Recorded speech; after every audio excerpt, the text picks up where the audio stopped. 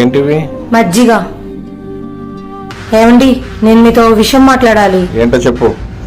మీ అమ్మగారికి మందులు ఇవ్వడము, నెల నెలా మీ చెల్లికి డబ్బులు ఇవ్వడము ఇవన్నీ మానుకోండి. ఎందుకంటే మనకి పిల్లలు ఉన్నారు కదండి. అయితే మా అమ్మతో మా చెల్లితో మాట్లాడటం మానేమంటావా? అవును, మానేస్తే మానేయండి. సరే, నువ్వు కూడా మీ నాన్నతో మీ అమ్మతో మీ అన్నయ్యతో మాట్లాడటం మానే. అదెలా కుదిరిద్ది?